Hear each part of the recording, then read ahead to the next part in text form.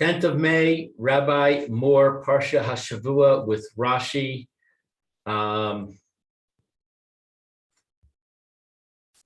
Behar. Yeah. But she's under good doctor's care. Good to hear. Yeah.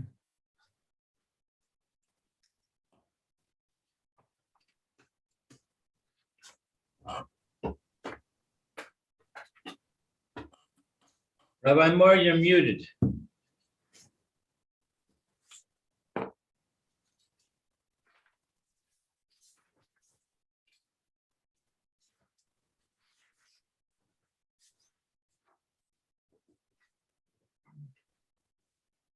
Oh,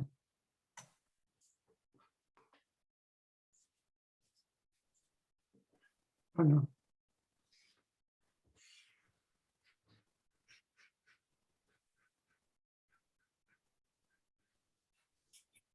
Second. No. Okay. Hear me very now? good. I can I hear can hear you. you now. I don't hear you. Why don't I hear you? Oh, that I don't know. No. Okay. Fine. Okay. 1 second. Can you hear me? Yes. Yes. Good. Very good. I hear you. Shalom Aleichem, Yechiel.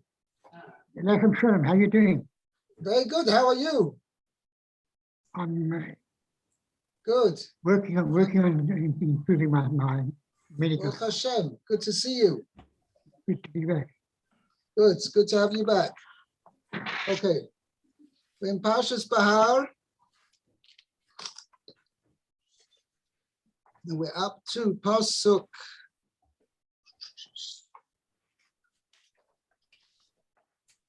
To Pasuk.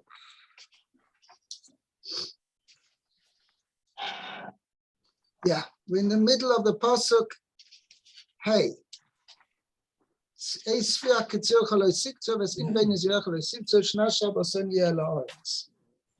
I think the Lou, you were reading the first part, I mean, the end of the pasuk.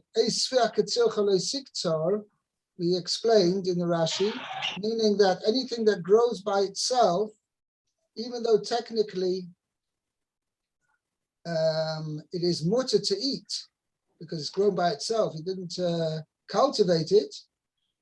Nevertheless, you're not allowed to harvest it in a regular way to show ownership over the grain, over the produce. Okay, now that's number one. Okay, now the next thing, that's inve nizirecha lo yisivtzor. So Rashi up to the Rashi tiba maskul nizirecha. So gesund. Thank you. Okay, Lou. Recha, Okay. the undressed vine. Shehin zarta v'hif rashta. Can I just a question? How did he translate it?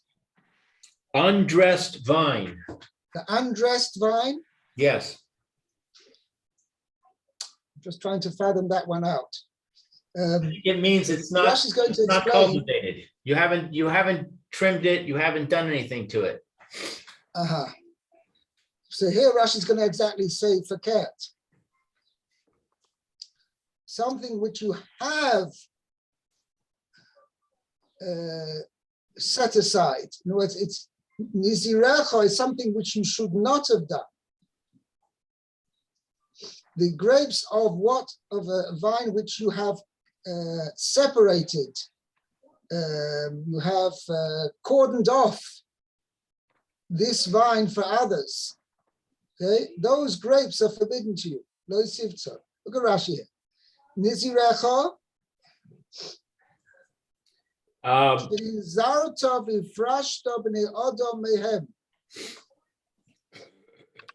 at the Rashi. That you have set apart and kept people off from it. V'lo hif kar tam, and you did not declare it to be freely available to everybody. But do not declare it to be hefka. That's the way. V'lo hifkarta means you did not make it hefka. Ownerless. Ownerless. On the contrary, mizirecha means something which you've held ownership upon it. Okay, meaning you've withheld the fruit or the produce from others to be able to take it. So that's something which you should not have done, and because of that, lo yisivto. Okay. So that goes on Rashi, next Rashi, lo yisivto, you mustn't harvest.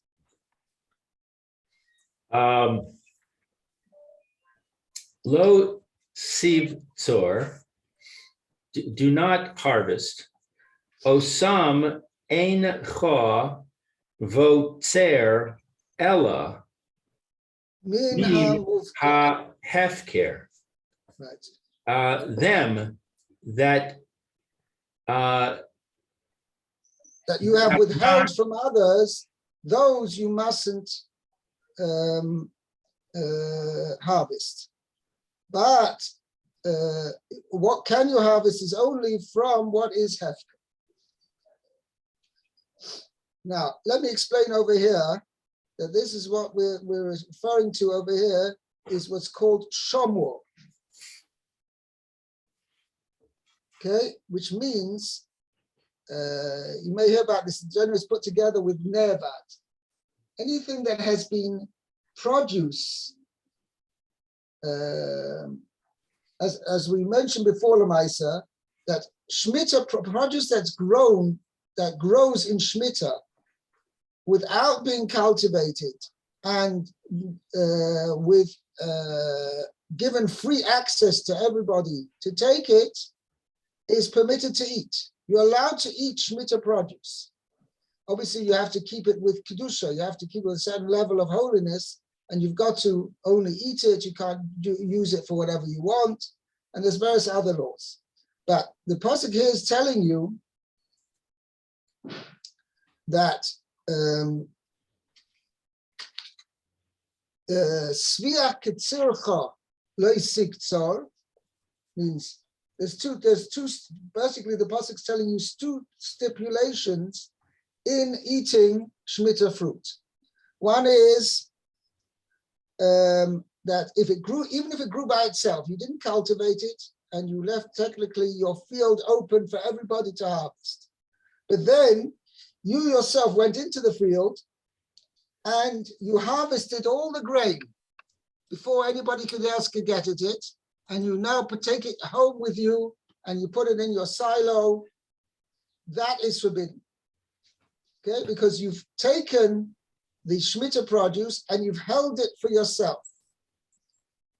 Okay, that's number one. So therefore, you're not allowed to do that. Similarly, meaning, and again, so you've got Elamai, what you've got to do. Each person is allowed to take what he needs for his own food, 3 meals at a time. Okay, and in addition, actually, when I say 3 meals at a time, it doesn't necessarily have to be limited to 3 meals, but not in huge quantities that would normally harvest it in the way farmers harvest.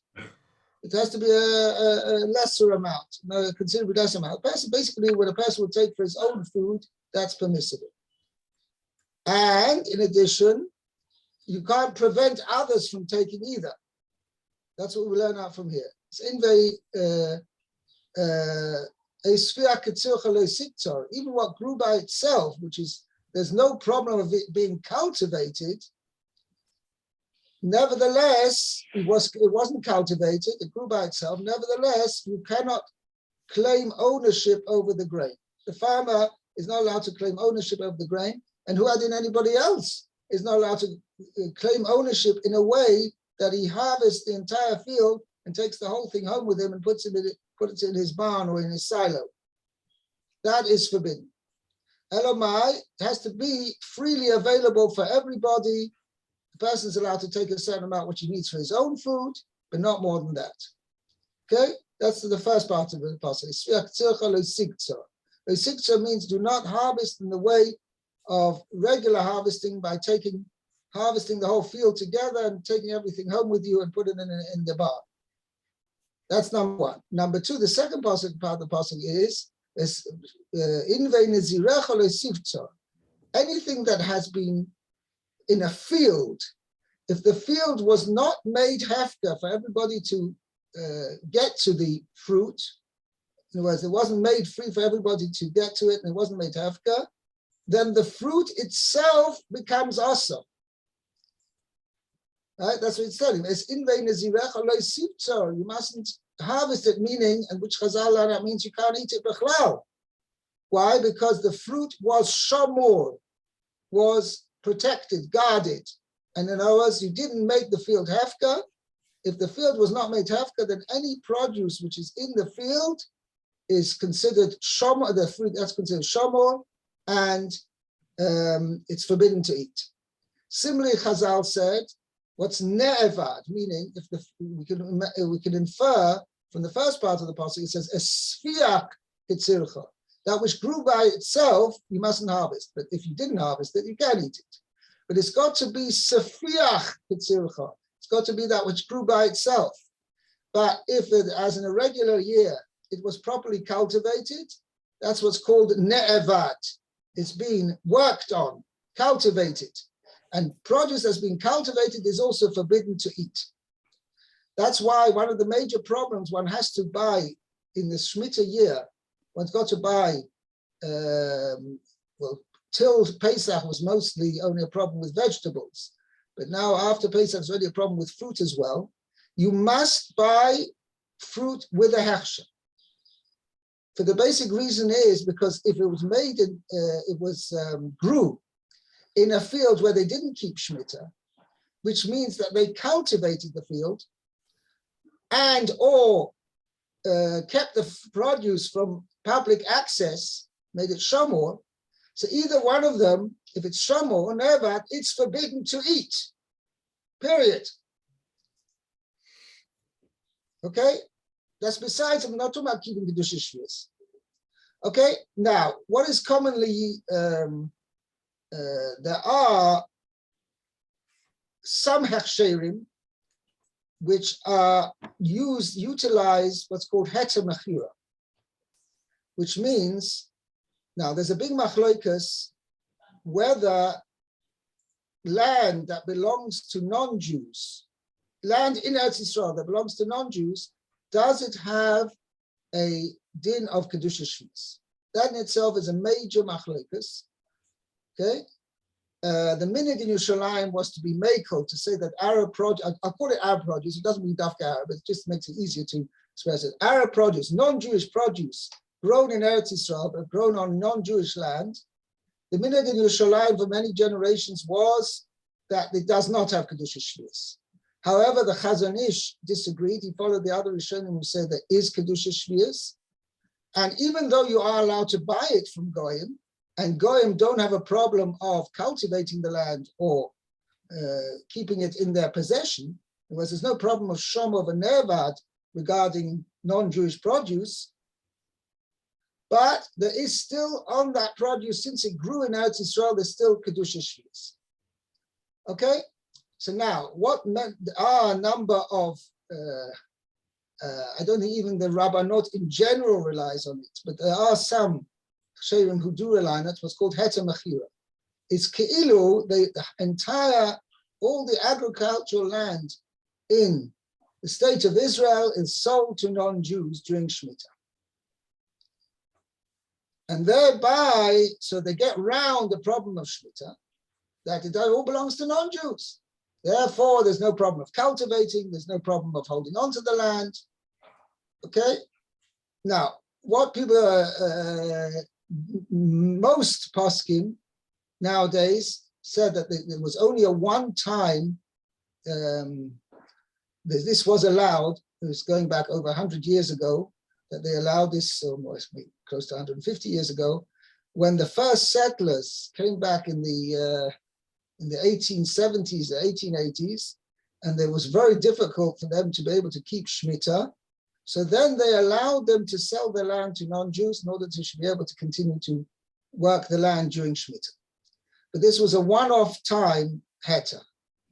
Unfortunately, some Rabbanim took this idea and continue with it even to the present day, which the vast majority of Rabbanim do not hold of this heter.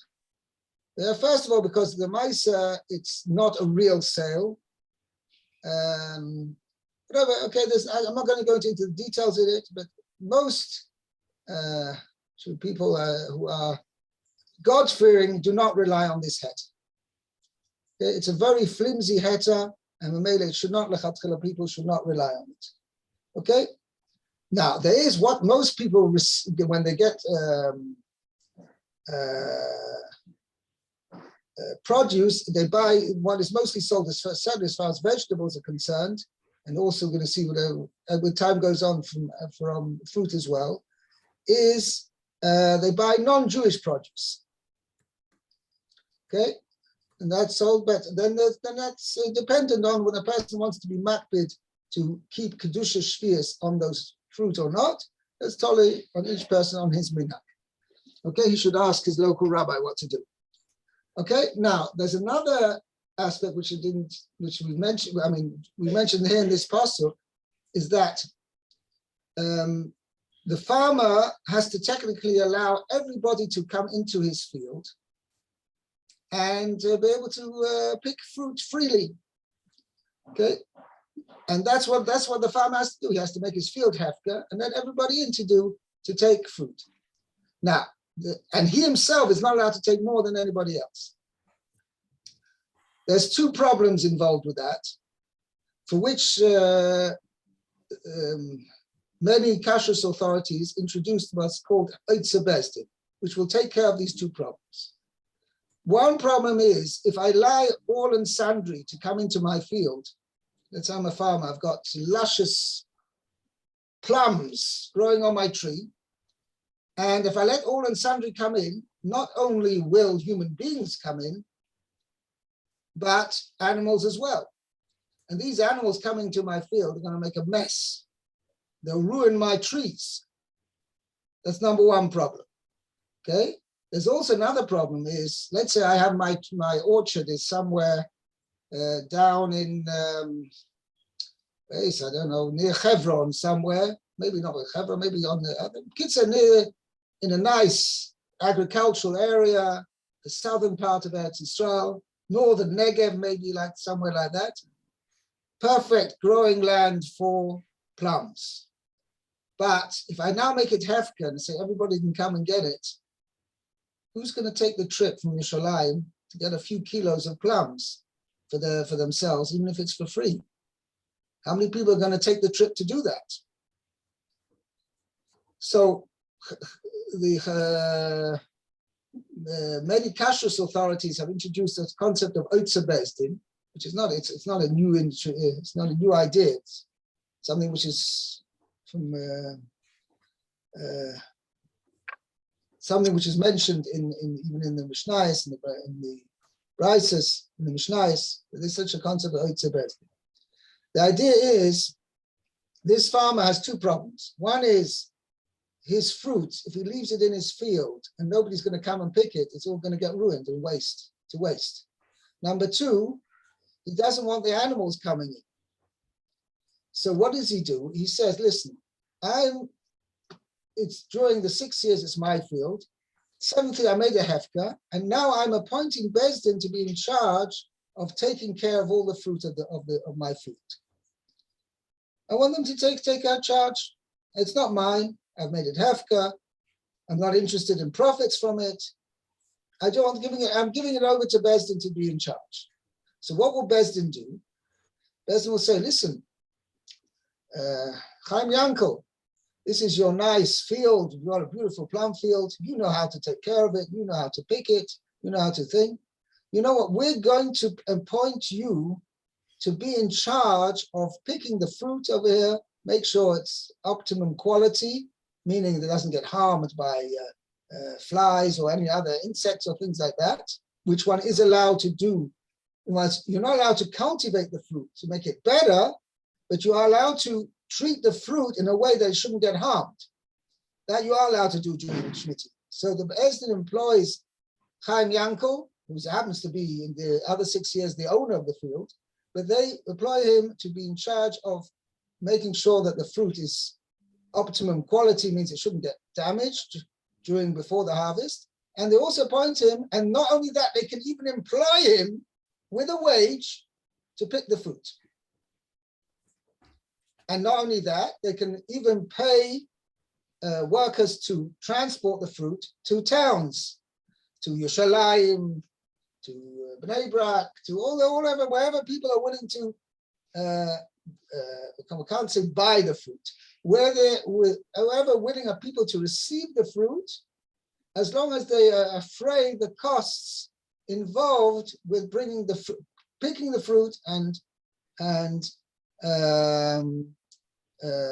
bringing the fruit to these central, how do you call it, central collection points or whatever, and thereby, so people will be able to partake of the fruit. It will be brought for them much closer to home, but they will have to pay something to defray the costs of that service. So that's basically what Otzer Bezdin does. They take employ the farmer to pick the fruit. They make sure that the fruit is brought to the central places of where people most likely interested in getting such fruit, which is mostly areas of religious people, religious areas. And there they'll make certain, how do you say, Nukudat Chalukah, how do you say, not division points, points of distribution points. And at the distribution points, each person will get now. Interesting, you can't buy the fruit individually, nor by weight. It has to be in boxes. Like be'erech means a certain, because you're not allowed to sell shvius fruit, or either weigh it to see how much it weighs, or to sell it or give it out per fruit. So it has to be in like a general quantity. So generally what they do is they give it out in boxes, which has be'erech, let's say, I don't know, plums, 100 plums or something like that. So give it out in such boxes. Even in panets would also be good with regard to this. Anyway, and for each unit, let's say for each panet or for each box, people will have to pay relatively to what were the costs involved in picking the fruit and bringing it to town. And that is under the control of Bezdin, and it's called Otzer Bezdin, like the storehouse of Bezdin. Bezdin takes care of it, and they're the ones who bring it to the distribution points to be able to make it available for the general public. Okay? Okay. What about the term Nachri? Oh, Nachri means non-Jewish produce. Means it was grown in non-Jewish land, and that's the same thing. That's when I call it Arab produce, most often than not, that's what they call Nachri. Means it was grown in Arab land. Okay? There's also another thing, which is not all the land which is in the state of Israel is considered Eretz Yisrael and applicable the laws of Shemitah. If you go, I'm not sure exactly what number parallel it is, below a certain level of latitude, that's not considered Eretz Yisrael anymore. Oh. There's difference of opinion how far south, but everybody agrees the southern Arava is not considered Eretz Yisrael halachically, even though it may be in the state of Israel. So for instance, by the way, going to Eilat, technically if a person goes to Eilat, he has to keep 2 days Yom Tov. Did you know that? No. If somebody goes for Eilat, for Pesach to Eilat, or for any one of the Yom Tovim, he really has to keep 2 days Yom Tov, because he's outside Eretz Yisrael. Okay? So what's the machlochis about Nachri? Oh, so that's telling whether you can definitely, the guy is allowed to cultivate it and the guy is allowed to sell it. There's no problem. Question is, does that fruit acquired from a non-Jew have Kedusha Shvius or not? Meaning, and you've got to be careful how you eat it. You can't necessarily throw away the peels. You just got to let them rot. Other things, you can't turn it into juice if it's not something which normally turns into juice. May not even make ice cream from it or things like that. It's got to be eaten in the regular way. It's standard way of consumption. That's the way it has to be eaten. I can't think of any other examples.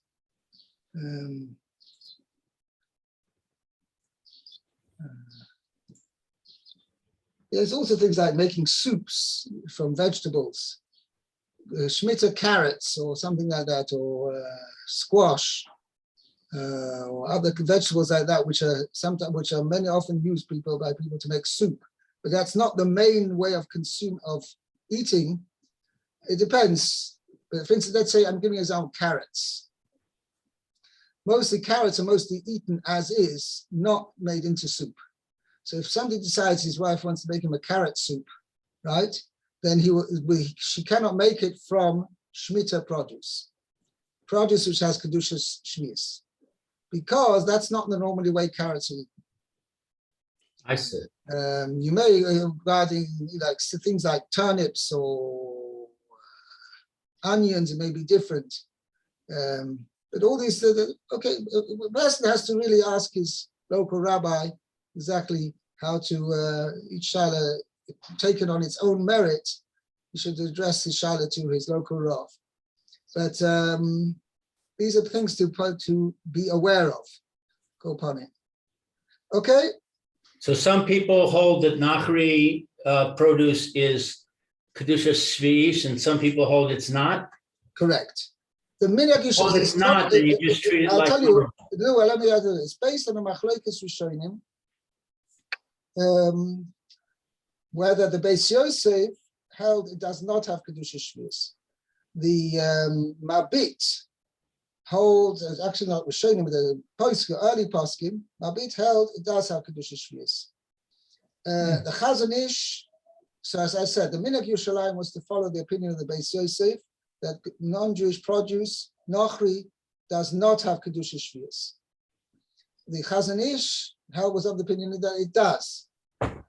Nowadays, many people, maybe through the influence of Nebrak, many people do keep to the should we say, the Chumrah of the Chazon Ish. I mean, the Chazon Ish wasn't for him, wasn't the Chumrah. He held of that opinion. Many people follow the opinion of the Chazon Ish, and they keep Kedusha Shvius even with produce acquired from Goyim, from non-Jews. Produce was called Nochri. Okay? Yeah. Okay, that's basically the halachas that come out of this passage. Okay? Now, the next passage is going to introduce us to another very important halachic concept. Okay. Lou. Not Lou. Lou has read the passage. Meir, please.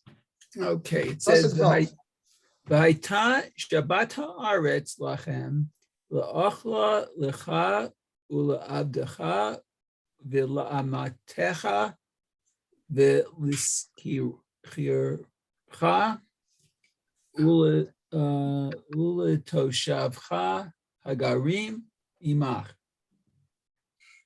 Okay.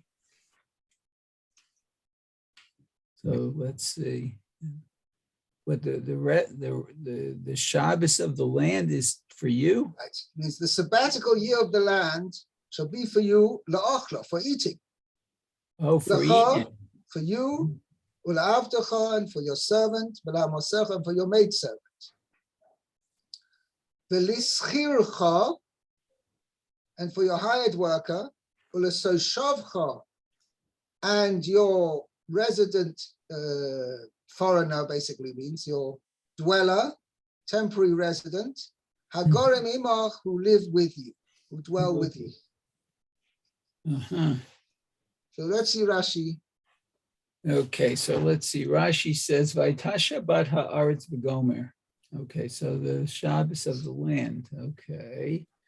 Afal pi she'asartim alecha. Lo b'achila v'lo b'hana'a Asarti. asartim.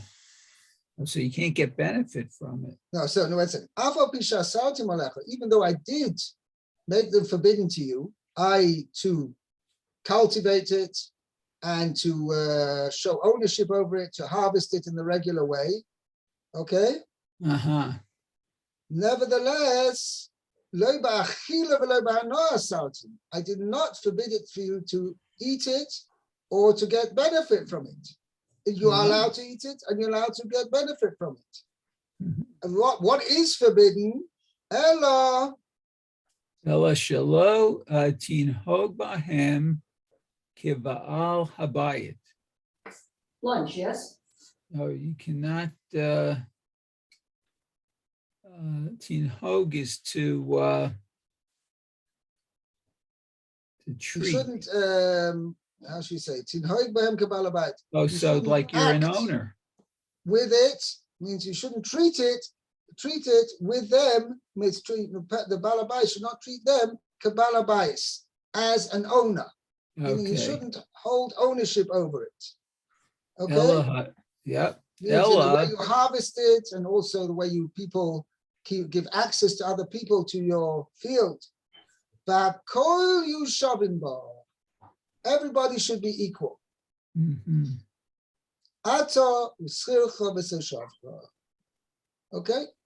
Okay. So for 1 year, every sabbatical year, there's a form of socialism present in the certainly in the agricultural sector of Eretz Yisrael, in the land of Israel.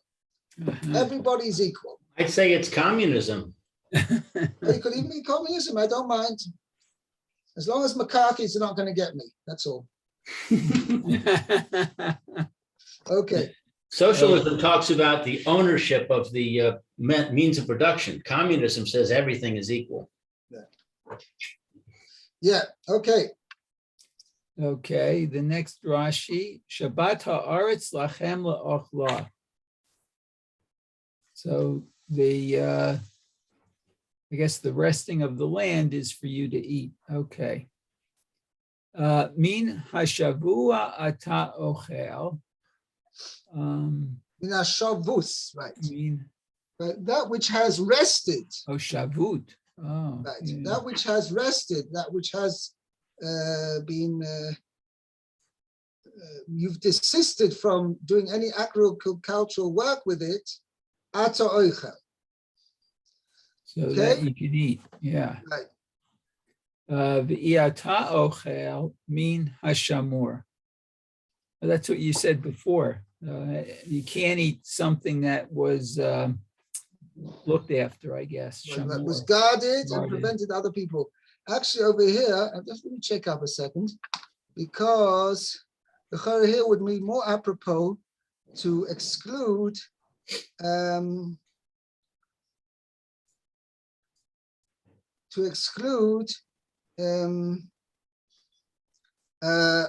nevat, because shavos means what you've desisted from working on, as opposed to things which you've continued to cultivate. Okay, whereas shomer is something else. Just let me check in my notes over here. I think we had something on it.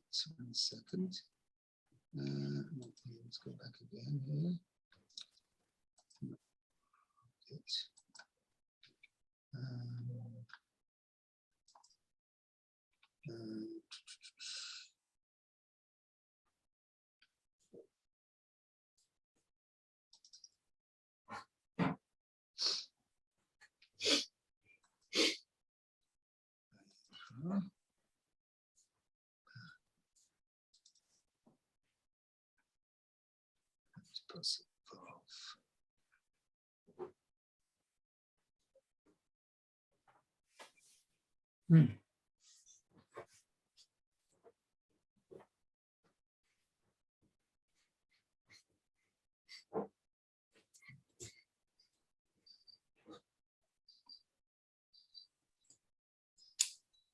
It's guarded here. I think I have a note over here.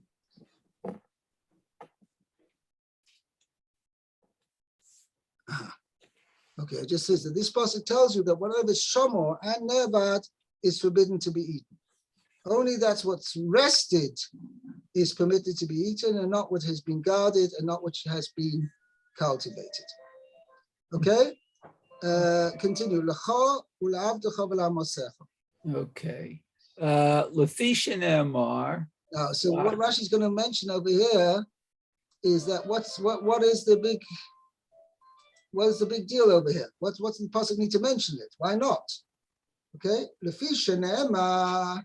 Oh, so v'achlu evyonei amcha. Oh, so the Amecha. poor people can eat. Right. It says in Parshas Mishpatim, "V'hashvius tishmetenu tashto v'achlu evyonei amecha v'yisam tocha chayas hasod." It says that the seventh year you've got to let the land lie fallow, and who will eat the produce? The poor people of your people will eat it. So yochel, I might think.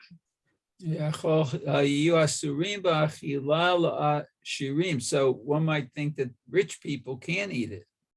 I guess It's forbidden to eat it. forbidden. Poor people can, but for the rich people not. Right. Talmud loima. So the pasuk says over here. To you and to your servants, your maidservants, meaning even if he's he's talking about a guy who's got servants and maidservants, it means he's quite a well-to-do person. Even such a person is allowed to eat it. Right. Hare bailim v'avodim u'shvochos amurim kan. That even they are allowed to eat it. Means even the person who has big stocks, right, and he has servants and maidservants and a lot of property, right? Then he himself, he is allowed to eat of the. He also is allowed to eat of the shvius produce. And then one more Rashi. Okay, Velis kircha uletoshavcha av hanochrim. Right, afanochim. I have it af hagoyim. Oh, so even the non-Jews, yeah. Okay, it means even if you have an Arab hired worker or any other person, doesn't make a difference if he's Arab or Indonesian or Indian or Filipino. They're all are allowed to eat shvius produce, as well as all other Jews as well. Okay, we'll stop Very here. good. We'll continue Bez Hashem tomorrow. Thank you, Rabbi. Yeshikayach. Great Have a day. great day. Have a good day. Have a good day, Yechiel.